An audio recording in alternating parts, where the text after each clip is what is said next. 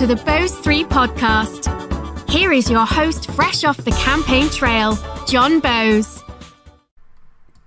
Okay, it's John. This is the third time we're trying this. John Bose, the host. My dog is here. She's upstairs being quiet. Thank God. She may bark in a few minutes.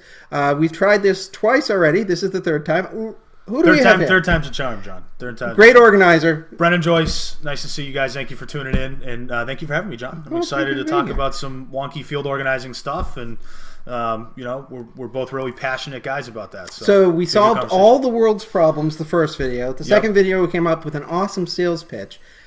So the third, I'm not sure what we're going to do now. I mean, we've already covered all the bases. Brendan, start with your introduction. Tell us how you got involved. So I, like a lot of field organizers from the South Shore in particular, but even across the state, I really benefited from getting to know John Walsh and sort of being recruited by John Walsh, as a lot of people have been over the last 10 to 20 years. Yep. He's the best grassroots organizer in the state, and he wouldn't say that, but no, he will not take the humble, credit. but he definitely is. And so I was a college Democrat at the time at Bridgewater State down here in Plymouth County, and so this is when Elizabeth Warren runs for office. Yep, she's running for office. She had just announced that she was running for president. And she does that tour. Jeez, I'm thinking ahead here.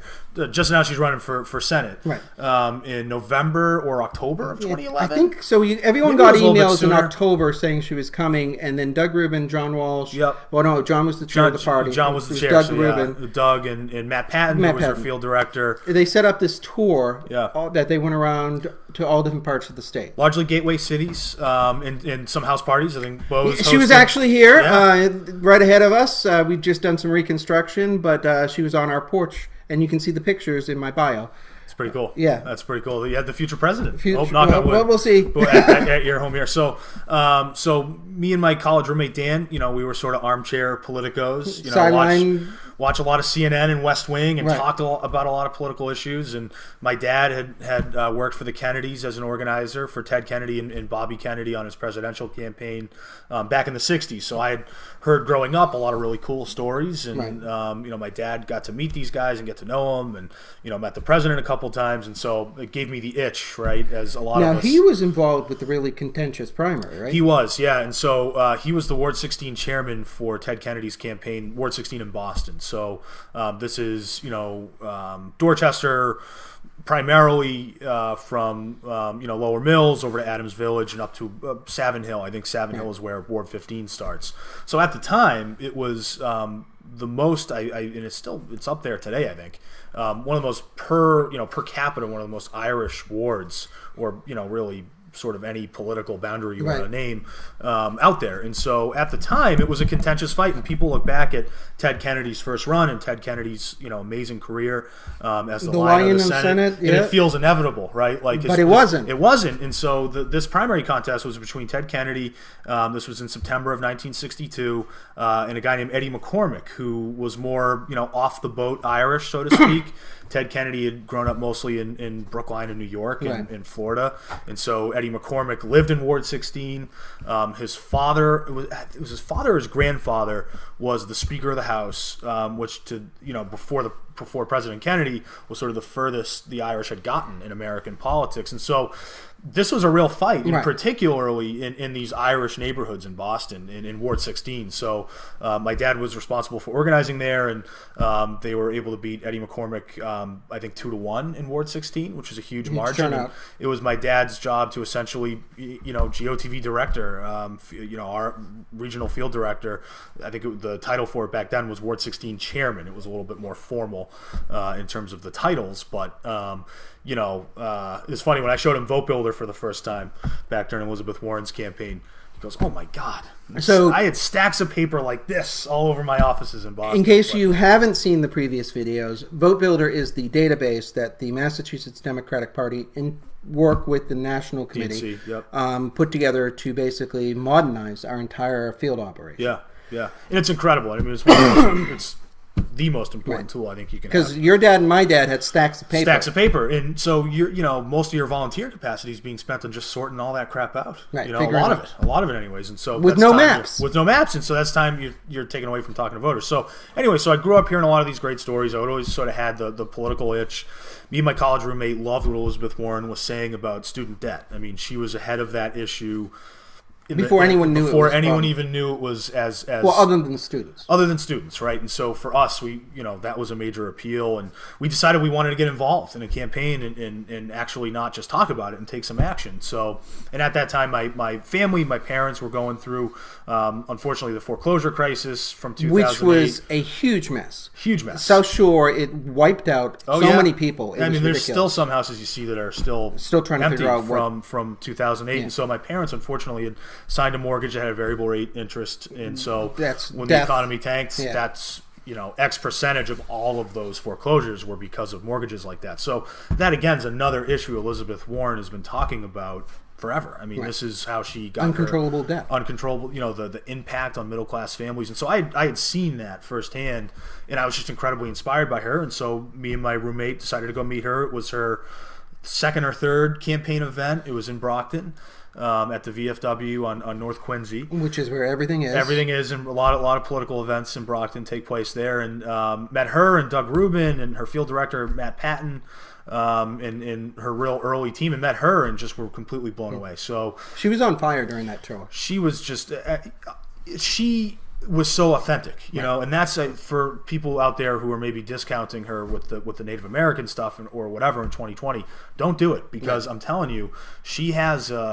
There's something about her that, that it factor that's hard to define, right? But when you meet her and you're in a crowd and you hear her speak, she's unbelievable. So we decided we want to get involved. We'll go knock doors, but what else can we do, right? We wanted to try to organize as many people as we could. So we created this Facebook group called Massachusetts Students for Elizabeth Warren. And to be clear, this is in the very early days of Facebook. Yeah. So one of the things that's going on is it's not pages, it's groups. They're groups, yeah. I think they may have had pages towards later on, but they weren't. It was mostly, they weren't as prevalent as they are now, right? Where like everyone likes a page and it's 80,000 likes, and therefore it ends up on your feed, right? Yeah. It was, a lot of it was groups and sort of different organizations, and so we put together this Facebook group. And the way groups worked back then, we sort of had a captive audience that worked in our favor. We're able. I'm gonna pause. Okay, so you've got this Facebook group. Now, this is very early on. Like I said, they didn't have pages, weren't as strong. But campaigns weren't using Facebook. Not nearly as much as they do now, for sure. And then I'm not sure what the paid ad capacity was like back then. Obviously, that's a big thing today. I don't think it existed, to be honest. I don't know if it did. I think you could sponsor stuff, but I don't know if it definitely was not what it is today, where it's it's intertwined with everything you do on the campaign trail. So we started this group. We recruited some friends who were also sort of political types who were interested in this stuff and really liked Elizabeth Warren, and we had them help us add as many people as we could. Go through your friend list and add everybody. Okay, so you got it up. You just met her. You put it up. A month later, how many people? Probably 2,000 or 3,000 people, Jesus. I think. And by election day, it was like 8,000 or 9,000. Wow. And there was a lot of other groups that sort of sprung up. Different student groups, different. Lowell for Elizabeth Warren or Boston for Elizabeth Warren. We had South Shore. We had South Shore for Elizabeth Warren. Yeah. So I don't know if I can claim credit for being the first one. I'm sure there was very some, early on, but early. And so then you make a mistake and call somebody. Yes. So actually, I friend requested it. So while we're obviously primarily focused on students, so while we're doing that, I'm kind of friend requesting just people state reps or state senators. And this is huge. If you want to be involved in politics, make sure you follow, and friend request. Everyone. It's a small world, and it's just a great way to know what's going on and keep in touch with people. And it's important, to get your name out there, frankly. And so I started, just friend requesting random people. And one of the people I friend requested was John Walsh, who at the time, as a lot of the viewers know, was the chair of the Massachusetts Democratic Party. Deval Patrick's campaign manager in 2006, and one of his, obviously his chair of the party, top strategist in 2010. And so I friend requested him and just sort of added him to the group. I was just friend requesting people, add him to the group. Next. And within about 5 minutes, I got this message from John Walsh saying, hey, Brendan, I don't think we've met before, and thank you for friend requesting me, and I'm chair of the party. I can't, get involved in a primary, but I love what you did with this group. Do you have some students behind this? And, I sort of told him, yeah, there's a small group of us at Bridgewater State, which was an important place to him. He was on the board of trustees at that time. Yep. And, Abington guy originally. Yeah, Abington guy. He's a South Shore guy. And so he said, look, there's no Bridgewater State University Democrats. We would love to have your help sort of putting that organization together. And we got a cup of tea. And always a mistake. Next thing you know, I'm in the trenches on a lot of different grassroots efforts. And I think there's a lot of people, to John's credit, who got their start. That started with that cup of tea. Started with that cup of tea. And it's amazing. I mean, yes. And it's amazing to the extent where, like, you're even talking to someone about how they get started. You don't even know that they know John Walsh. Right. And then it all circles back to, like, I met sat this guy, down John Walsh. It's like, oh my God. So, we had a cup of tea, and next thing you know, I'm running the state. Yeah, exactly. So me and John really hit it off, and so we founded our College Dems chapter. And we had a great Elizabeth Warren weekend of action where we registered the most number of students in the state out of all the Now, you were very aggressive on that. We were very aggressive. We had very aggressive grassroots tactics, and I think that's what put us over the edge. A lot of the other College Dems chapters were tabling, right? Where you just put a table in the campus center or whatever. That's it, you're done. And you wait for people to come to you. We wanted to win this competition, so we decided we would bring our voter registration forms to where we had a captive audience. Right. And so we were going to the dining halls during lunch and dinner and just going up to every table. We'd have Banging a team of 10 of us, right, going into one dining hall. Each one chooses a table and just walk right up. And you got people eating, so they're not going anywhere, right? Captive audience. Captive audience. So you ask, are you registered to vote? Yes, no, right? No? Well, you can do it right now in 5 minutes. Right. Fill out this form. We'll mail it in for you. We'll make it as easy as possible for you to do this.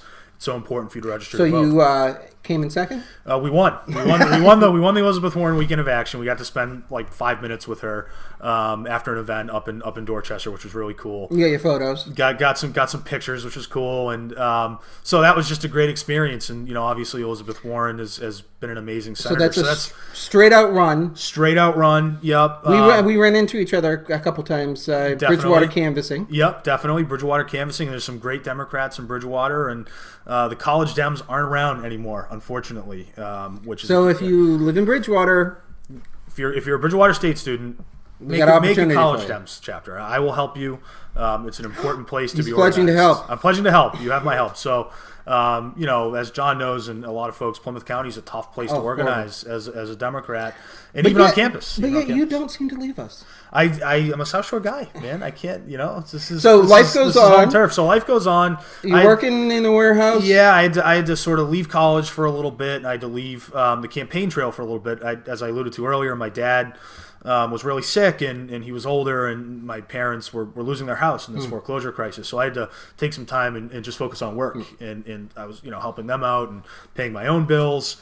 And I was sort of in this rut, right? Where, I'm stuck financially in this situation where, life circumstances, right, have sort of dictated where I am.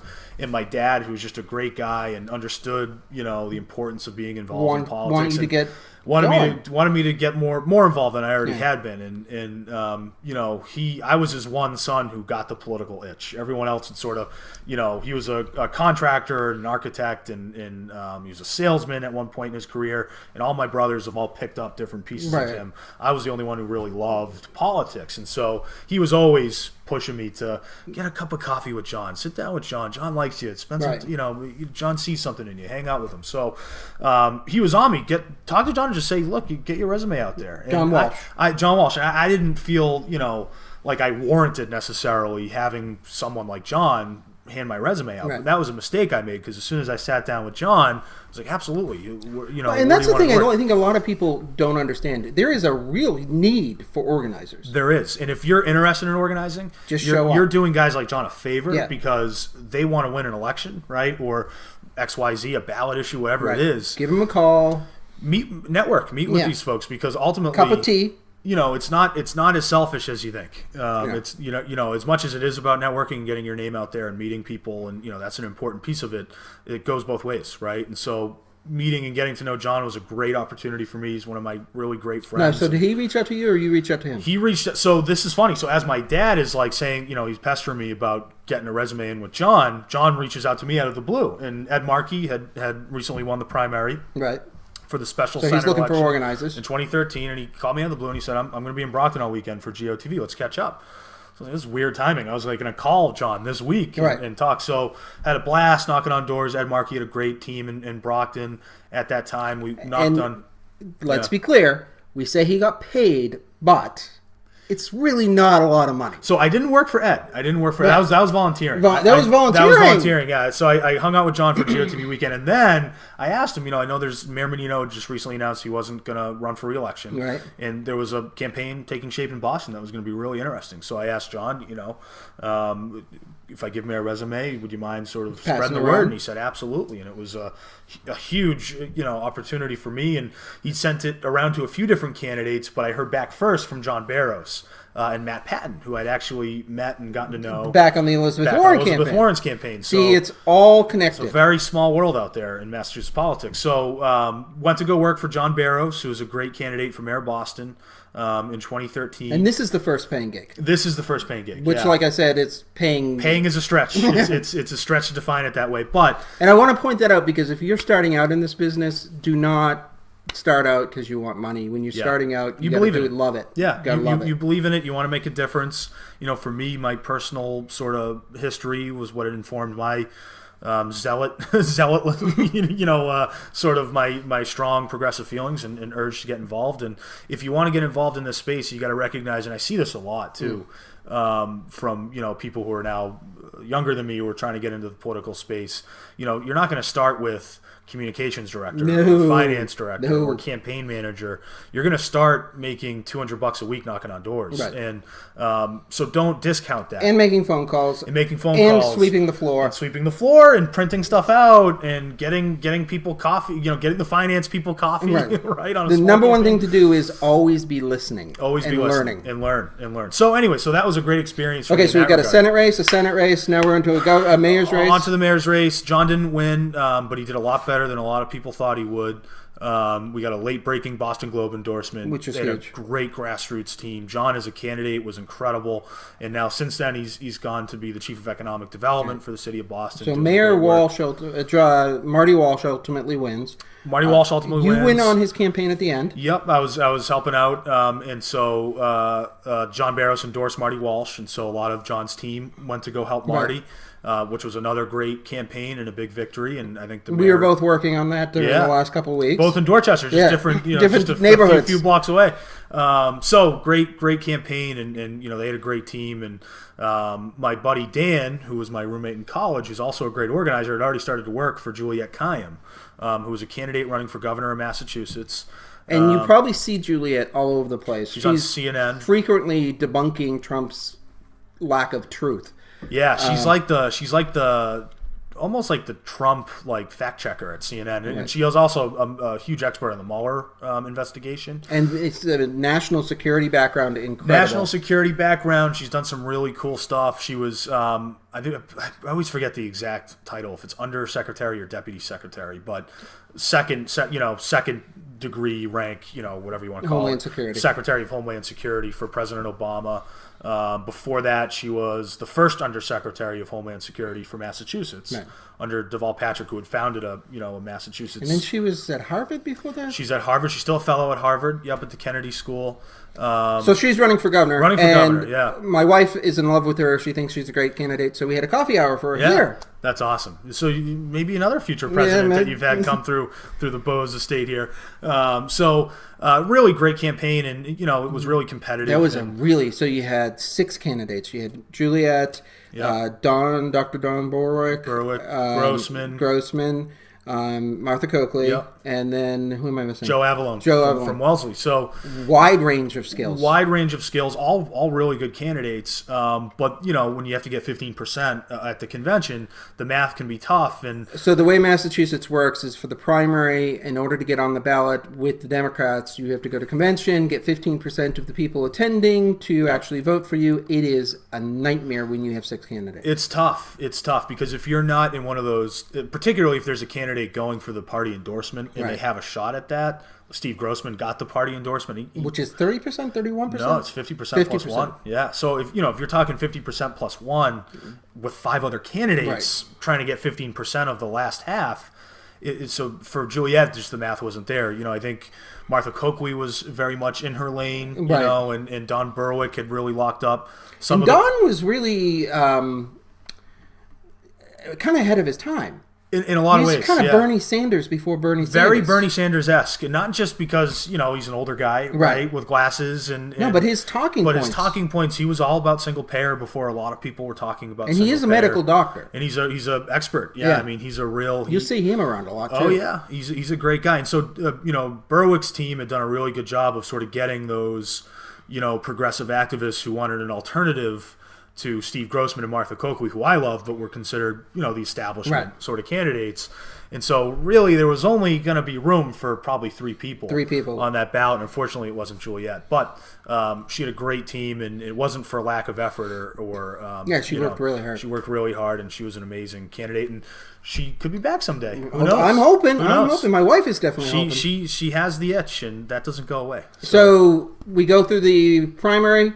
You jump on the Coakley campaign? No, so between that, I ran Dan Cullinane's state rep campaign. Yeah, another great candidate. Great guy, state representative for Dorchester and Mattapan. He's one of the best legislators, I think, in the Commonwealth. Really progressive. And I met him when he was a student organizer for Obama. Yeah, he got involved during college with the Obama campaign, and I think he was on Martha Coakley's Attorney General campaign. I think it was the AG. Yeah, I ran into him again. Yeah, and he worked in the AG's office for a little while.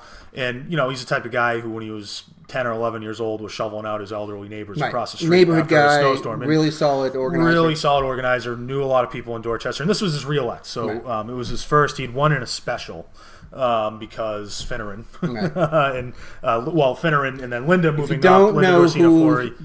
He is, who these people are. Look them up. We're not going to go into any details. So Linda Dorsina-Forey wins the state Senate seat, opens up her state rep seat, which used to be Finneran's, and then Cullinane ran for that. So won in a special, and so now is up in his real re-election fight. Need a great guy named Corey Allen, who's a very strong candidate running against him, and we're able to win that. And that was a cool experience, because up to that point in my sort of political career, I'd only seen field, right? And you've seen statewide, a lot of statewide, a lot of big campaigns, a lot of big campaigns, and so to see this on the local, literally municipal neighborhood, street by street. And to see, to talk about messaging and how to frame a conversation in sort of a messaging context when you're dealing with the press or, what have you, doing some fundraising, because that was really cool. It's a different world. And it is. And it's a great, learning experience, some of these state rep, state Senate campaigns. And you make, particularly if you live in that neighborhood, which is where I live now, you make a lot of great friendships it's huge. They're your neighbors. They're your neighbors, and whenever it's the local races where you really get into the mud and you really learn how to do stuff. You really learn how to do stuff. You really get to know people. You really see. It's easier to see the big picture, right? And to see all the moving pieces. And I always point this out to people: the closer the government is to you, the more it affects your life. More it affects your life. I mean, state reps and state senators have enormous influence over getting policy, funding, fixing things, constituent issues. If you're having a problem and you need to call someone up at the state house, it's if it's your state rep and state senator, and if you're involved in those campaigns, you have a relationship there, and so that was a great experience. And Dan's gone on to do some cool stuff, and we won, which was great. How much? We won 66% of the vote, which is incredible. Which was a great, against a strong candidate, and there was also 2 other candidates in the field too. So that was a lot of fun. And then from there, went on to go work for Martha Coakley. Went down to Brockton. You were with John Buckley, Alan Pasovich, the whole crew. There's so many people down there. Had a great time in Brockton. I was the regional field director for Quincy to Brockton. So Weymouth, Quincy, Weymouth, the Irish Riviera, Scituate. I had in Marshfield. I had no, Marshfield's. Keating. That's right. You had Lynch's district. I had Lynch's, right. So that's Scituate. It ends in Scituate, yeah. right. Okay. So, Scituate, everything in Lynch's district outside of Boston. Right. And that's Congressman Lynch. We just say Lynch because everyone knows who Stephen he is. Lynch, yeah. So that was great. Martha Coakley had an incredible field team. Love or hate Martha Coakley And herself. you were going straight out, hardcore. Straight You've got out. a lot of brand new activists coming up. Yeah. Brockton has kind of seen a shift. It has, in a big way. Yeah, Brockton is a really special place for a lot of different reasons, but in terms of sort of its political activism and what's sort of burgeoning down there right now, I think is really special. And I think Martha Coakley and her team and me, Really me primarily, it crystallized at that time and was a huge benefit to us. And there's a really strong Cape Verdean and Haitian and African American community in Brockton, which that are really starting to take the city. Starting to take the city for their own. And they're the majority in that city. They should, right? And so, when you look at Brockton's history over the last 50, 60 years, it's been largely white elected officials, right? White activists. The political landscape hasn't necessarily reflected the city's landscape, and now I think it does. You had a great team. You really did. Had an amazing team, and there were days where English was not the first language in our campaign office. It was Cape Verdean Creole or Haitian Creole, and that was really amazing. Portuguese and Spanish, and we had an incredible event with Martha Coakley. Do you remember that Steve Tompkins? Yeah. Suffolk County Sheriff. So it was so full that we were literally in the parking lot. Yeah, and it was a big office too. It was a good sized office. It was And I do. So the last campaign, we went back there. Did you actually visit the office? I didn't get. I drove by it a lot. Drove by it a lot. One of it the wasn't things, in the greatest air. It right. wasn't like it was sort of in like a shopping plaza behind a shopping plaza. So next to a liquor store. Next to a liquor store and a Chinese food place. Yeah. Which for campaign, is late nights, pretty much standard. Pretty convenient, actually. And no matter how good the campaign is, the campaign offices tend to have kind of wounds attached to them. Oh, absolutely. So it's kind of traumatic sometimes walking into an old campaign office. There's been some terrible campaign offices I've worked in. Oh. Like, I wouldn't wish for my worst enemy to have to work in some of these places. There was one we had on the South Shore. Yeah, you're on a budget. One we had on the South Shore that everyone's convinced that there was some sort of Legionnaire's disease there because everyone kept getting sick. Oh, man. But horrible. So we go straight out. You guys are knocking doors, killing it, and then a tragedy happens. Yeah, the whole campaign shifted. I mean, as I said, Christina Bigdelli, who was the field director, had put together just an incredible team. I think to this day, it's the most talented field team I've ever worked with. And we were humming.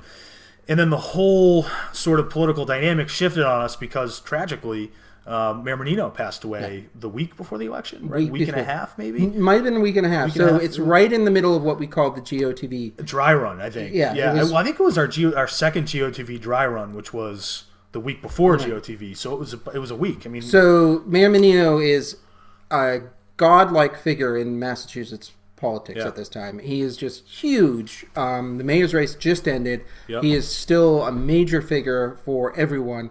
And he dies, and it brings the entire campaign to a halt. And his health was definitely, you could tell he was getting sick, but he still had that vigor to him. Like he was always a pretty, hard-charging guy. All straightforward. Up to the very end. So it was a big surprise, I think. And it for the campaign, the Coakley-Baker race was on the front page of the Boston Globe every day. And then all of a sudden it's on A10, right? And so the whole political conversation around the state went from what's going on between Martha Coakley and Charlie Baker to mourning the loss of one of the most legendary political figures the state's ever seen. Right. So that was a major blow for us. I mean, the campaign and there was another huge problem, which is Baker made a Trump-style mistake where he, I won't say fabricated, but it was hard to prove any of the facts existed, and the press were hot on it. They were hot on it. The Boston Globe. So he had mentioned that he had heard this really powerful story from a fisherman in New Bedford. And seeing him present this was really... It was during the debate with Martha Coakley, I think the week or two before, right? And he was crying. He was in tears sharing the story. It was about college debt with his fisherman industry falling apart. So it was this powerful story, and it was convincing, and the problem is that the fisherman probably wasn't real. Right. in Well, and the if you fan of Billy Joel, he's got a story about a fisherman, and if you actually take that story and compare it against what Really? Baker I said, did not know that. It's very. It's a Billy Joel song. It's a Billy Joel song. Wow. So that's a bad mistake. So the problem is we got 3 days. The press is shifted. You've got 3 days off. That's all everybody was talking about, Oh. by the way. It was one of those like late breaking campaign stories Right. where everyone in Coakley's campaign office was like, "My God, this is huge. This is huge," because the whole right as you're going into GOTV, right as the election's just getting right onto everybody's Right. Radar. frontal lobe, right? Like this is it. This is next week. Everyone's talking about Charlie Baker being disingenuous and sharing this story that probably didn't happen, and it wasn't like just some like story he just sort of mentioned in passing. No. Like this was like they had prepared this story. He had obviously practiced this story. In the He debate, was it really crying. came off well. It came off really well in the debate. Right. It was one of his strongest pieces, and then it all turned out that it could have been a lie. Right. And so Menino passing away took all the wind out of the sails of that story. And for us on the field team, our operation, particularly in Boston, I think we still kept a lot of stuff going outside of the city. But we ground to a halt for a good couple days. Now, out of respect. Right. I mean, Respect. Menino was such an incredible figure. The president of the United States came Yeah. to his funeral. Yeah. That should give you an idea of how much. It was a big deal. I mean, huge it became the story, right? Right. Right when this huge story shedding light on a major campaign problem mistake for Charlie Baker was happening, right? So for us, we knew it was bad. Yeah. We knew it was bad, and so You get back on the trail. back You're on hitting the the trail, doors hard. hitting the doors hard. We This drove, guy turns out more votes than Brockton has ever seen with this incredible team, diverse team, really crystallizing organization. incredible team, and I obviously was part of it. There was a lot of people who deserve credit for Ben Gubitz, who was an incredible field director, had sort of set the stage in Brockton and gave me the layup to then spike with this incredible team. And More voters than they've ever had. more voters, I think, than they've ever had in a state primary Right. like that. And the Governor's race, which governor's is an race, off-season. I'm sorry, always, not state primary. General election. Always low turnout. Yep, always low turnout. And so, that was in the statewide, it was the lowest turnout election, state constitution election in 50 years. Yeah, the not death, in Brockton, though. No. Not in Brockton. the death took the winds out of the sails. 40,000. Yeah, 40,000 Now, votes. if you talk to John- 18 votes per precinct. I think Talk to is, John Walsh about this. He will give you the number. We think it's 18 votes per precinct. So, That's- organizing on the local level, You gotta vote. voting, we would have had a different governor if and as I think you said, it's 40,000 votes is a small Small city, City, right? Large town, small city. Yeah. That's Weymouth. So it was a tough beat, but it was a great experience. And from there, I sort of transitioned out of the formal political campaign So stuff. let's be clear: campaigning will kill you. It will kill you. Oh, absolutely. Well, I also got married and stuff, and so that's also a difficult thing to do on the campaign trail. When you're a volunteer, you Right. can sort of control the amount of time that you're committing. When you're on staff, it's your your life. I Yeah. mean, 24/7. Amy It's 100 Billmore- hours a week, and it's not exaggerated. Amy Billmore That's- talked about it. It's like you got two full-time jobs. You have your full-time job and then your campaign job, Yeah. and it's nonstop. It's nonstop, and so it was. I made the transition from political campaigning to public relations And consulting, and consulting stuff. So I worked on the Boston 2024 Olympic bid, doing community engagement. Another great John Walsh story. Calls me after the election. He goes, "I got this. I got this. I got something going on. Got something you might be interested in." And I'm thinking like, "Oh, it'll probably be some campaign, but I want to go find something else, but I'll go work on another campaign." And he goes, "It's actually the Olympic bid. Are you interested in that? I didn't know if you'd be interested." I was like, "Yeah, you can sign me up for that, John. I am 100% in." So, Would you like to get a cup of tea? yeah, would you like to get a cup of tea? So it was a great experience. Doing community engagement. Won't go into it here because it doesn't necessarily apply to what It's we're talking a little about. bit, but There's some not- overlap, yeah. but the full story in Boston 2024 has not been told. No, It's going to make a great book. There someday, yeah. And we have, we should figure out a pool who's going to actually write the book first. No one's talking about that, No. by the way, but it would be a hell of a book. And the full story was never told. I mean, there was deep support for the Olympic bid. We saw it every day. Right. But that was not the narrative on social media. It wasn't the narrative in traditional media. And that, and the USOC were not good partners. And, they're not good partners for anyone. they were, frankly, undermining us in a lot of ways. Well, there were a few weird things that Well, we won't talk about it. Yeah, It went it's weird. They wanted LA. The USOC board They wanted were LA. deliberately working against. And I think they weren't. I don't think it was necessarily an organized effort, but you'd have the mayor of the city of Boston sit down with these guys and say, "Hey, I'm signing the paperwork here. I believe in this vision. I want to see this happen." And I keep hearing about how you guys are thinking about some other city, and what the hell's going on. Right. And then they tell the mayor, "No, we're with you 100%." And then next day, there's another story about LA. So. Long story short, it ended up going to LA. Right. So, anyways, but that was a great experience. Worked with some really cool people there, and pretty much since then, I did do a quick stint on the campaign trail of Seti Warren for about 9 months, 10 months. So to be clear, once you're in, you can't get out. It's like that. It's the Mafia. Godfather Part 3. Yeah. Al Pacino. Once every time I try to get out, they pull me back in. So he gets a real job doing gets real a real stuff. job, and I still get sucked in. I felt like I hadn't finished the fight against Charlie Baker in 2014. Right. I was raring at the bit to go back at the governor and try to get a Democrat in there. And Donald Trump had just been inaugurated as president, and so some of the corporate work I was doing I really loved, but I wanted to get back on the trail. And the problem was that Charlie Baker was deemed unbeatable from the beginning. Yeah. So he's sucking out all the money.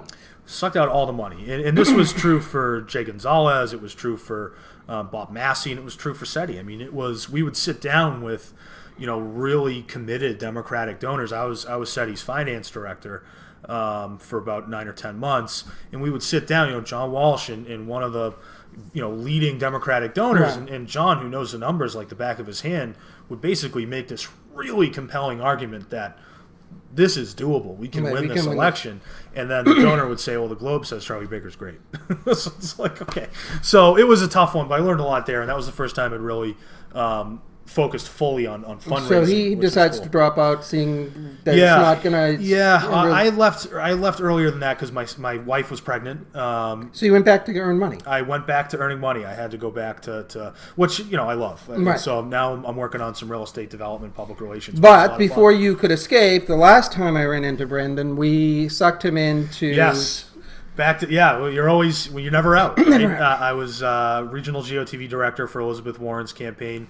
Re-election campaign in 2018. Back in Brockton, back with the old crew, and hung out a lot with Bose and some great people down there. She crushed it. And she crushed it. It was funny at the time looking at the turnout numbers coming in. We thought Jay Gonzalez was close, could be in this fight, but unfortunately, Baker being unbeatable, I can't envision a candidate. One of the things you have to be aware of when you're doing campaigns is sometimes the manifesto is just the fact that it's the manifesto. There's no logic behind it. A couple papers endorse them. It's hard to beat that. Yeah, it's hard to beat that. And then you have a lot of good Democrats who are with him too. Right. I mean, he had Jack Connors was the chair of his campaign. He was one of the biggest Democratic donors in the state. And to Baker's credit, I mean, I gotta hand it to him. He ran a solid campaign. He ran a really good campaign, and I would have liked to have seen a Democratic governor, as I think Bose and a lot of viewers would have. But he's not a Trump Republican necessarily, and I think. Going into that election, I thought he was going to get punished for having an R next to his name. I think a lot of voters rewarded him for being so different. For being stable. Stable genius, exactly.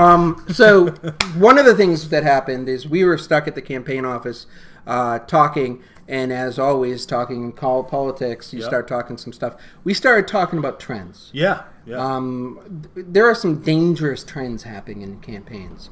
We brought it we hashed it over.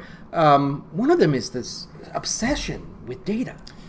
Yeah, and it's troubling because I think when you're obsessed with data, you lose track of what the data's for. It's for people. I mean, there is some sort of rocket science type stuff that does go into campaigns, right? But ultimately, at the end of the day, it's about moving voters and moving volunteers and having relationships. And so, I've seen it on every campaign I've ever worked on. Right. And I know you probably have too over the last few cycles at least. And it's definitely getting worse, I think. Yeah.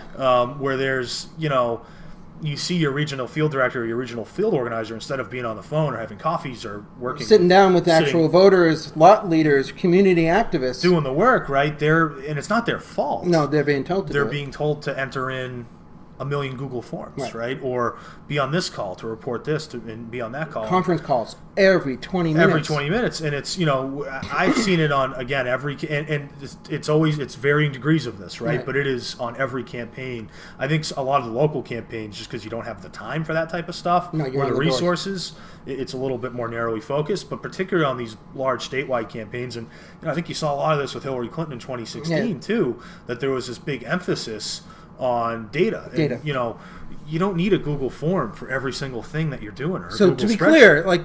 clear, I sat down and talked with Brian Muldoon, and unfortunately Facebook ate that interview. We will be redoing it.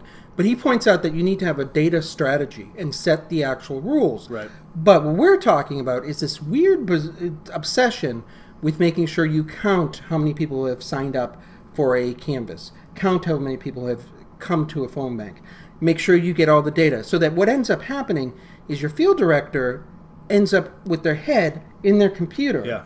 Instead of greeting people who are coming to their phone bank. And building relationships, which is, I mean, you're not going to build a relationship with your face dug into your laptop, and it's tricky because I understand, like Brian makes a good point, right? Data's critical. You need to have a strong data plan. You need to set the rules. You need to know the voters you're going after. Who are the people that are going to help you win, and go get them, right? But it's during the execution of go get them where people get caught up. I wouldn't tie this in necessarily to the challenges with big data, right? There's definitely totally different world. There's some problems with that for sure. Yeah. This is more on just the day-to-day workload of your organizers. And again, you don't necessarily, I don't think you need to know how many canvas shifts you have out there within 5 minutes, Right. of your canvas shift starting. At the end of the day, go back and say, hey, was the canvas full or was it not? If your field organizer is more stressed out about getting their numbers to you than they are about calling the canvassers who haven't showed up yet, Right. or confirm calling the canvassers for tomorrow's shift or later that afternoon, Or having that that's a problem. conversation about, hey, how'd it go? Right? Or you don't have time for that, No. right? So there's I think it's, in some cases, it's sort of an over professionalization of It's a good term. of what we do, right? What we do at the end of the day as organizers is win elections, and you win elections with people, and so all This is a person-to-person contact. that's it. I mean, it's on the doors and it's on the phones, and it's with the volunteers, trying to get them plugged in so that they can broaden your reach, right? And so if you're spending my rule and my suggestion would be, if you're a candidate for office, or if you're putting together a field team, if there's a Google spreadsheet or a Google form or some type of system you can put together that helps you and makes sense, and it's not becoming a piece of your work and Right. it's supplemental to what you're trying to accomplish, then by all means do Do that. it. You're going to make yourself more efficient. But there's a thin line between making yourself more efficient and creating such a over-the-top structure that your efficiency is lost to essentially your face dug into the And laptop. it's a little bit of a micromanagement problem, too. I think so. Yeah. Because if you're a regional field director, you need to know that your field organizers can do their job. Right. And you need to be hands-off. Yeah. Because, as Alan Pasovich pointed out, you need to go and talk to the thought leaders in the community, get them on board. They're going to recruit more volunteers. Mm-hmm. A thought leader is not a number one in your database. A thought leader is like a 20, 30, depending on how you actually contact them. It's exponential. Yeah. That's how and I think there's also, to some extent, too much focus on some of the grass tops too. Yeah. Some of the community leaders are important, without a doubt. And if you're measuring, if you're balancing your time, if the question is between sitting down with a thought leader or filling out a Google form, obviously we know which one there is. But Right. I also worry that there's, on that end of the spectrum, there's a lot of candidates out there that assume, okay, I got the leader of this organization, or I got the leader of this organization, or I got this state rep or state senator who's endorsed me. That almost checks a box in their mind that, okay, I'm going to win that part. Now, of town. Greg Shanahan brought this up. His whole point was, you don't want the leader of an organization. You want the person who made that person the leader. The people who can bring bodies. Bring that's bodies, ultimately yeah. what it boils down to. And Right. It's not always the leader, and often the leader has some, there's some transactional reason for why they're involved. Right. Now, don't get me wrong, there's some great people like that. Yes. And they're needed. I mean, they play an important role here. But me personally, the best volunteers I've ever picked up were people who just walked in the office or answered a phone call and said, or "What can I opened do?" the door, and they had some personal life story that informed their commitment to your candidate and your cause, and they're out there every weekend. And Brockton in 2014, there was a lot of people like that, and to me, that's where it's at, right? And if you're too buried in data or in data tracking or keeping track of your field organizers, counting lit, right? Yeah. Like all this stuff, as important as it is, and I get why you need to do some of that stuff. Ultimately, all of this is about managing your time, and your time really should be committed to winning the election, winning the election. So you've done pretty much all the jobs. Most of them. Yeah. So 10,000 foot, somebody who's just getting involved. Talked with this about, and Amy Billmore talked about this. How would you break them down? How would you describe them to people if they're interested in getting involved? How would you describe these different roles? So, like different departments of a campaign. So, well, first, if you're just getting started off in politics and you want to get involved in the campaign, it's very unlikely you're going to get started out at a high level doing fundraising or communication. If you are doing fundraising, you're making phone calls. You're making phone calls, and you're doing work similar to a low level field person. Which low level, by the way, they're the people who are going to win the election. Right, they're the ones who actually get it done. They're the ones who get it done. And so, but there are distinct differences between all of them. My advice, if you want to get involved on a campaign, is to just be relentless about showing up to Always stuff. Show up. And just, be relentless about getting to know people on the campaign team and make yourself a resource to the extent you can. And don't become a headache for somebody either. You know what I mean? You want to really go in and fill the gaps that as a volunteer you need to fill and start making some connections. So let's talk about these departments. Yeah, so field, obviously, as me and Bose are big advocates of, field is how you win. I think it's sort of the front lines of a political campaign. It's where they're knocking doors, making phone calls, recruiting volunteers, training volunteers, getting attendees to house parties so that you can then recruit more volunteers and supporters. Getting attendees to meet and greets. It's the most interaction you're going to have with the voter. This is and front line. The electorate is in field. And in a close election, there's a lot of stuff that goes into a campaign, but field can get you that 5 to 10 points, if not more, if you have the right candidate and you got started early enough that you need to win in a close election. So always invest in field, right? But if you are expecting a close campaign, field is how you're gonna win that thing. So we got field. Next, we've got the money. Field, you got money. So fundraising, it's similar in a lot of ways. You're building relationships and you're utilizing those relationships for the benefit of the campaign. Right. But instead of come out with 3 of your friends and knock on doors on Saturday, it's I need a check for $1,000 or I need you to host an event that raises whatever your maximum. $20,000, right? So it's similar in the regard that you're talking to people and it's all about relationships. But it's different in terms of the pressure, right? Definitely, because if you're in the finance space on a campaign, everyone's paycheck is basically coming from what you do, and the money that you can then use to hire more field staff or get that extra mailer out or get an ad out on radio or TV, that's all coming from what you're doing. So it is, all aspects of a campaign are definitely pressure cooker type situations, but finance in particular it's difficult, and it's particularly if you're if the dynamics of the campaign are such that you're having a tough time raising money. You're running uphill. We're running uphill. And, in Massachusetts, it is a very strict reporting cycle. Every 15 days. You got to tell them how much you got. You got to tell them how much you got and how much you spent. Right. And, so every 15 days is a mini GOTV right. in a lot of ways. Which is a weird experience because you try to raise as much money as you can, and then you reach a point at the campaign where you're just spending it all. Because you get down to the last day, you're giving away the house at the end. It's all over. There should be nothing in nothing left. So it's great though. I mean, I got to know some really great people doing fundraising over the years. It's definitely a different world. I will say the food at a fundraising event much better, definitely much better than a field event. Than the Something pizza I learned. and donuts. Right, exactly. But steel donuts. But so and you're also thinking. You're thinking in terms of your budget, right? When you're on field, you don't really care about the budget. You're thinking about volunteers. That's your metric. Right. When you're doing fundraising, it's a much more traditional sort of almost like you're in business. Like, how much money do I have coming in? How much is going out? Chasing people for money is different, certainly, than chasing people for volunteer roles. You have to be a lot more delicate, and you have to be much more aware of who you're talking to. When you're talking to a volunteer doesn't expect that you're going to know anything about them other than they're there and they want to help out. Right. And that's great, because then you're starting off just to build a friendship and a relationship, right? And win this thing together. On the fundraising side, you're going to want to know these people. What industries are they in? What networks do they have? What are their interests? How can you foster a relationship with them, and the candidate can foster a relationship with them that results in their willingness to commit money. And it's definitely a little bit more transactional as well. Your volunteers are going to be fired up about working for you. Yeah, no problem. I'll give you a chance to...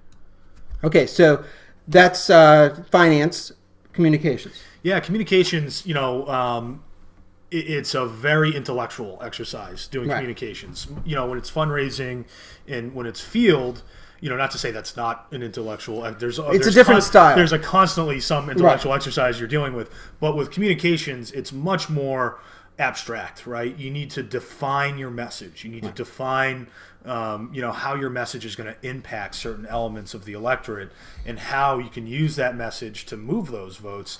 And it's also risk management. Right. It's crisis management. If nonstop something hits the fan, if you're the comms guy or gal on a campaign and your candidate says or does something stupid on tape, which always happens, even the best candidates, you're going to be the person getting the phone call from so-and-so at the Boston Globe asking you to describe why your candidate put their foot in their mouth, right? So it's really understanding sort of the big picture of...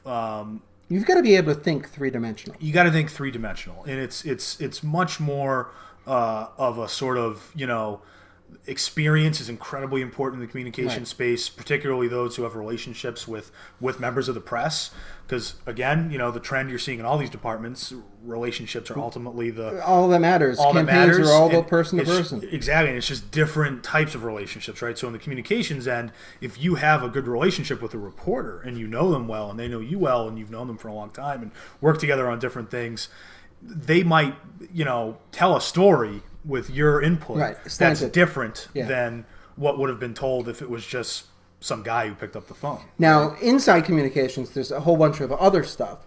But you're also managing message, you're managing platforms, policies, tons of stuff. Tons of stuff. And the policy piece in particular is and how that ties into your message, right? Because, I've seen it before where you put together a think tank on a certain issue, right? And this is under the comms department. Right. And then this think tank of experts comes out with starts telling you, okay, we talked about this, whatever it is, healthcare, XYZ. Right. Here's what you should be saying, and maybe that's not what you've been saying. Right. That's not what you've been saying Suddenly for the you're last in the wrong 6 world. months. So, mitigating for that and sort of trying to find the best path forward to put your messaging out there in a way that helps you win, right?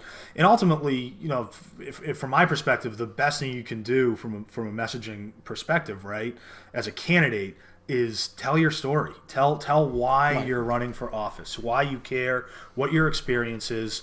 So often candidates get caught up in the, what can I say to this group that has the maximum impact versus what I can say to this group, and those two might be two different things. Not helpful. And that's bad, right? Because now and today, especially, I think you could get away with that in the past, but now with smartphones and everyone's recording everything, that seems disingenuous. And I think today the most important things in the whole comms world, amongst a lot of different stuff with social media and how things are evolving and how traditional media is evolving, it's kind of scary how things are working out there. But the big thing I think that candidates and people who manage candidates can recognize is that authenticity, being genuine. And Joe Heisler, who runs a talk show up in Boston, said that you can tell immediately when somebody's got a piece of paper reading the paper versus this is what I believe. Or even if they've gotten good at, saying stuff as if they, like, think of Mitt Romney. Right. I mean, sorry, Mitt, but people can tell. People can tell, and he's saying it extemporaneously. He's not necessarily reading it, but you can tell he's read it to himself several times before he said it. That's why I think candidates like Elizabeth Warren, are going to have a great chance in 2020 because she's been herself for 30 years. And Trump has forgotten who he is. And no idea. I'm not sure if Trump knows where he is or who he is. Yeah. So the last one is the one ring to rule them all, which is the campaign manager and the management staff. Yeah. How would you describe that? So I think campaign manager is definitely the most stressful job for obvious reasons. Finance director being a close number two on a campaign, because ultimately it's your name out there, right? It's your vision, it's your strategy, obviously coordinated with the candidate. Yeah, right. And You're other the people. second in command. But you're the second in command. You're the most accountable person on the campaign next to the candidate. And so, I think similar to some stuff, some of the stuff we've already talked about, there is an element to it that is just about relationships and sort of fostering those relationships. For a campaign manager, it's about making sure that you and your team in particular are working cohesively. So those relationships you've built on building other campaigns, you're now taking with you into this campaign. Right, and you have to manage it. And so oftentimes I think a campaign manager is just putting out a series of fires, right, across different departments. Something pops up on the field side, you're on a call trying to figure that out. Something pops up, whatever end of the campaign. You're often talking to members of the press as well. You're a public surrogate in some regards. You're the second. You're the second in command, and for the most important thing a campaign manager can do, I think, beyond just building good relationships with their team, is really being intentional about their strategy and communicating that with their team, and not keep this is the shared vision, here's what we're working toward, and setting goals in that regard. So it's not just a plan that you just threw out there. Right. What's this plan look like in 10 days, 20 days, 30 days? What's the first quarter of the campaign look like? Right. You need to be how are we finishing? What's my last 2 weeks? And also the ability to sort of be flexible, right? Things are going to happen on a campaign, and you're going to be pulled into doing sort of, I'm trying to think of a good example here, but say your candidate says or does something stupid, right? Right. Or the opponent says or does something stupid, and you have an opportunity on your hands, right? You need to be able to turn your operation around on a dime, right? In some cases, to take advantage of that opportunity, or to put out a fire that could be a problem for your candidate. And so, that means maybe changing your vote builder scripts, right? It means changing your talking points. Changing your messaging. Doing an ad buy when you didn't want one. Doing an ad buy when you didn't want one. Putting the mailers in. And ultimately, the campaign manager is the person most stressed out about money. Right. Because they have to piece it all together. The core is field, finance, communication. Operations would go under management. Probably. Yeah, I think and this is why we need to mention that trying to move things inside a state or nationally, not easy. Trying to move things around a local campaign, not easy. So you need to be able to have the ability to pick up signs, drop off signs, get food for people. There are so many things that a campaign manager and his operation team or her operation team are working on that you could lose your mind. It's amazing how many, like when you, as I said earlier, when you're on field or when you're in any of these departments, maybe communications less so, operations obviously, there's a singular focus, right? Fundraising, get the money in the door, build the relationships. Field, get the votes, get the volunteers. Find them. Campaign manager and operations, it's everything else. So it's, like you said, making sure that there's pizza at a certain time, or there's enough drinks, or the paper towels are getting ordered for the bathroom. Some of it's mundane and small like that. Some of it's huge, like changing the entire strategy or how you're pitching your candidate. Moving your volunteers, putting a big ad buy out there. So there's the best campaign managers are usually people who've seen a campaign from all different sides. Right. They have some experience in field, they have some in fundraising and in communications, and they've done some operations work and sort of putting that together. And someone who can see the big picture and work toward it. Now, finish up. I've kept you way too long. We've had a few mistakes, and we had to start over. When you're organizing, I can talk about this stuff all day. You're awesome. It's early. When you're organizing, ground up or up down? Ground up, 100%. Ground up is I mean that's where the message of your candidate is touching voters. And so there's this trend and there's been enough examples of how this doesn't work that I'm surprised this is still a strong trend. Still doing it. They're still doing it where it's sort of, okay, I got state rep so-and-so, I got state senator. They look at a map, I got state rep so-and-so, I got state senator so-and-so. We're good there. I got their bodies, I got their volunteers. Now where can I get another endorsement, or where can I, that's the top-down approach, right? Who are the movers and shakers of the elected officials that I can get to bolster my candidacy? And here's the message that I've agreed to send. Right, and that's and you know, that's not a deep strategy. No. You know, and there's a lot of campaigns, unfortunately, that's it, right? And that's the way campaigns have been run for a long time. Right. Lest we forget. Unsuccessfully. And you know, back in the 70s, 80s, 60s, I mean, this is the sort of advent of television. I think has driven some of this as well. The way ad buys are done there. And now the new ad buys with social media. It's just this idea like people I think mistake these strategies for the low-hanging fruit, right? I'm going to talk to so many more people if I put this money here, or if I get this elected official. The reality is you're going to talk to more people, and you're going to have a larger impact on those people. Well, I always say that the ground up organization actually inoculates people. So if I go talk to my neighbor about this candidate I like, I already have an established relationship with that neighbor. Yeah.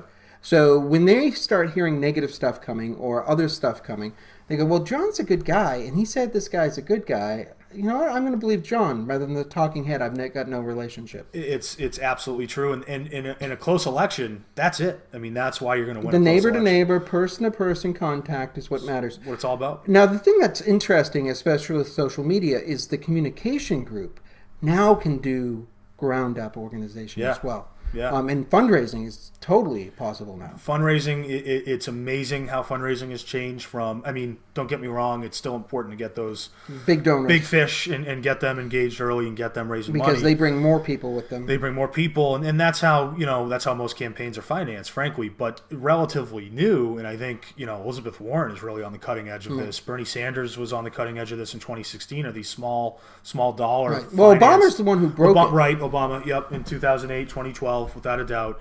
$50 donors are driving campaigns these days. And that's a tough thing to do because there's a lot that goes into that. I think the number one thing is just you have a great candidate with a great message that goes viral. Right? But then you got to go ground up. You got to have a system for saying, hey, you just gave us $50. Can you get us to get... How to catch the emails, how to make sure every single person who makes a donation is asked to do another one. And, you get asked to bring more people in. And asked to bring more people in, right? And that's really a science. I mean, there's a lot of people who just spend their whole lives on how to build out these email lists. Well, so Kate Donahue, who we both know, the super volunteer, once told me this story. She was at a big dollar donor event, and they asked her, who does she prefer to work with, high dollar donors or low dollar donors? And she goes, I prefer to work with the low dollar donor. And he's like, why? Well, because if somebody gives me $25, $50, they own that campaign. Right. From then forward, they want to know how they can help their candidate win. Right. So if they give me $1,000, they're done. It's different. The overlap between grassroots field organizing and small dollar donors is huge. I mean, you could give your small, well, depending on if you don't want to, you'd have to be delicate about this because you want to keep raising the money. But you could give a small dollar donor list to your field organizers and probably get some great volunteers. They don't want to go home. They want to know how they can help. They want to help, and you're not going to go get. These are people who are fully bought in. There's a lot of on the higher end of fundraising when someone maxes out, right?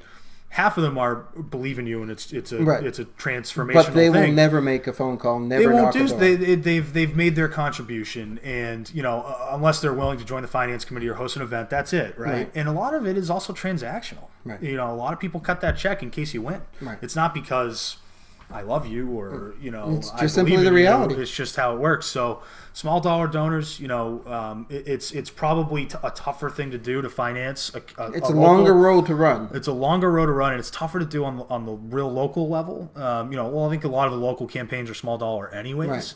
Right. But you're not going to put out an email blast and raise $30,000. Now on the communication side, in the last campaign, I was doing these interviews with a lot of candidates. And they were using their local ground-up organization. We did some videos for the gentleman running for Attorney General, John Bradley, was able to get 10,000 views in 24 hours just by getting his volunteer group to spread his message. Yeah. So on the communication side, same thing. Ground up is a totally different experience. It's just the world has changed so much in the last 10, 15, 20 years, and it's going to continue to move in this sort of, I think social media has both strengthened our democracy and weakened it in some ways. But I'm an optimist. I think that it's in most cases the world has become smaller, and it's easier to run these large organizations on a grassroots level. Bottom up rather than top bottom down. up and bring people in. It's easier to do that today than it was even 5 years ago. Which incredible. I mean, just between you putting that first Facebook group the up changes together, are amazing. and now we're at the spot that everyone can do it. Everyone can do it, and it spreads like wildfire, and it's really cool to watch. And I think at the end of the day, though, as much as the world changes, as much as these different departments and different elements of a campaign are different in their own important ways, it's all about people. It's all about relationships, person to person, and ground up. Right? It's a game of addition. The more people you can bring to bear, the more likely you're going to be a winning candidate. On that note, we'll do our last two questions. Favorite campaign or campaign moment? Tough one. So I've had a mixed bag of campaigns. I haven't won a ton of them, frankly, but I've had great experiences even on the ones I've lost. I think my favorite campaign would be a tie, frankly. You and Greg Shanahan, same thing. He had a yeah, tie? it's tough because especially when you've worked on a lot of them, you start thinking about all the different pieces of them and stuff that happened. But number one, I would tie again John Barros and his campaign for mayor, mostly because it was my first time, working in a full-time sense doing that. Right, I really learned a lot. And John didn't have money. I mean, we were a Spartan operation, and we only got to where we got because of just good old-fashioned shoe leather grassroots, hard work, grinding it out, and having a great candidate. I mean, John, to this day, and he wouldn't admit this either, he's a humble. It's something about Johns, they're pretty humble. Yeah, humble people. But he give a speech unlike anyone I've ever seen in person. He's up there with Deval Patrick. He can go up there, give a speech off the top of his head, and it just blows the room away. And that's a special thing. So that was really cool. And then we got endorsed by the Boston Globe like 3 or 4 days. Yeah, that was a late endorsement. It was a late. I really think if they had endorsed, how endorsements are, they're always late. But if that endorsement had come sooner, we would have raised some more money. I think we would have got closer to winning. Well, the funny thing about endorsements is if they're for you and they're positive, they never come soon enough. Right, If they're against you and they're negative, they always too come early. too soon. Yeah, exactly. So that was just great. And, it was also just a cool race. Right. I mean, it was the first open mayoral campaign in 30 years, right? Or 25 years at least. Menino was the last one. Since the early 90s, right? So it was fascinating to sort of grind my teeth, so to speak, in Boston politics. So that's part A. Part B? Part B, I would say Martha Coakley. Again, a tough loss, really close, but I've never worked with a more talented group of people. And to this day, I think it's the best field team I've ever been a part of. We don't get that credit because we lost, unfortunately. And well, Stacey Monahan brought this up. Sometimes the campaigns you lose, you make more friends and have better experiences. yeah, you learn more from the losses. Yeah. You learn a lot more because, what's that Michael Jordan quote? It's Something about the shots you don't miss are the ones that you get the point. Yeah. But we'll get a better quote next time. we'll get a better quote. Okay, so somebody is thinking about getting involved with campaigning. What's your advice?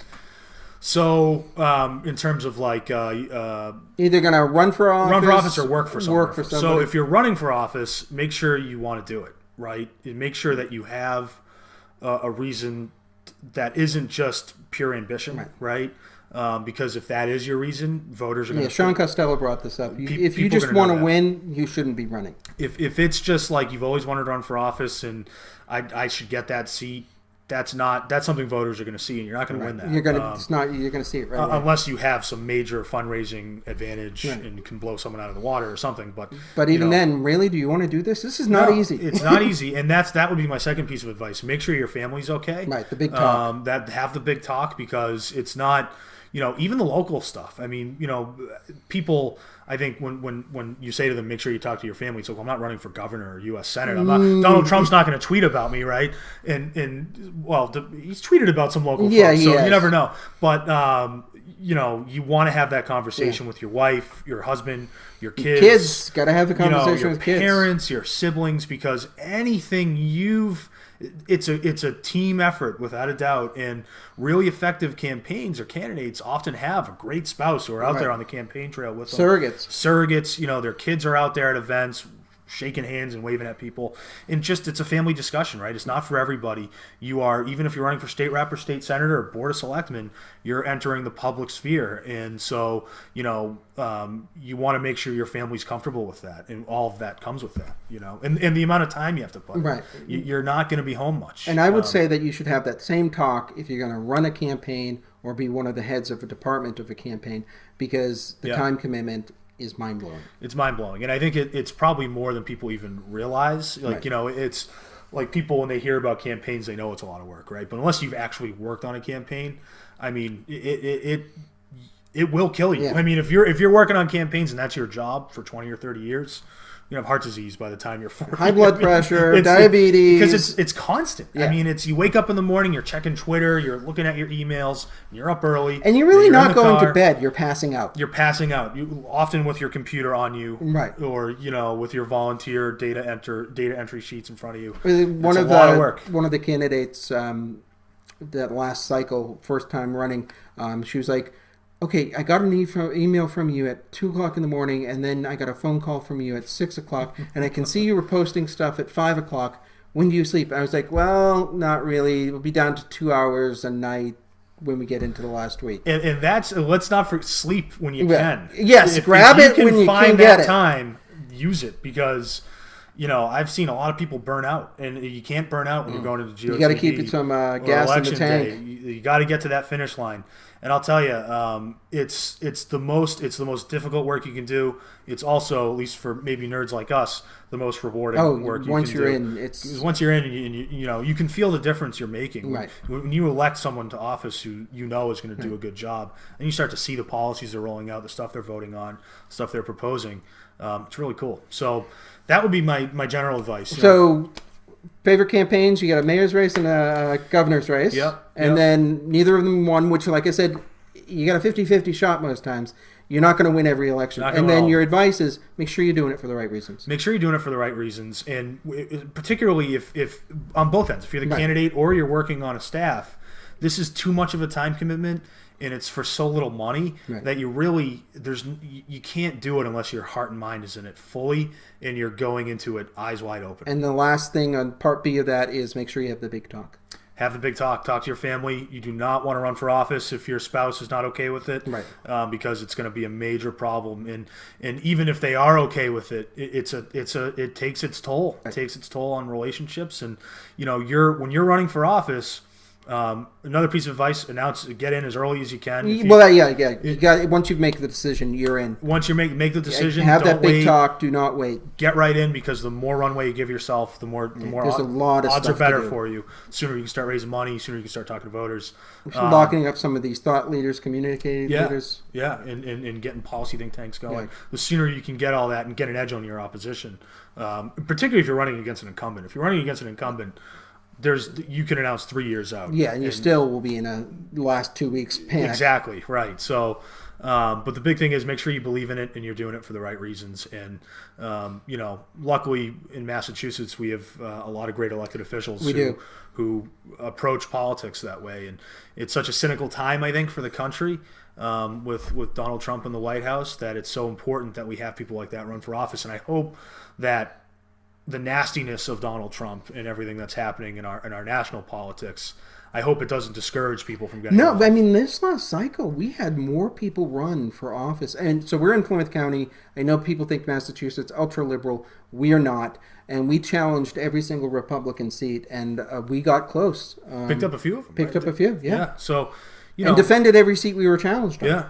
It's so important. There's great people out there. And my other piece of advice, if you're on the staff end, or if you're just trying to, you know, get your name out there to get a job on a campaign, do not be shy about it. No. Don't be shy about it. Get your name out there. Friend, whatever, and just show up. Show up. Go to stuff and ask that person who you think's important, who could, you know, who you think could help you professionally or personally. Get a cup of coffee. Don't be shy about it. Or in John's case, a cup of tea. Cup of tea, exactly. And then your life will be completely changed. For the better. For the better.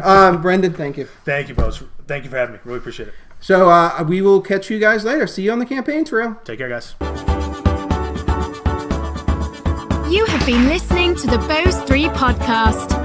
Show notes are available at those3.com. Thank you for listening, and we will see you on the campaign trail.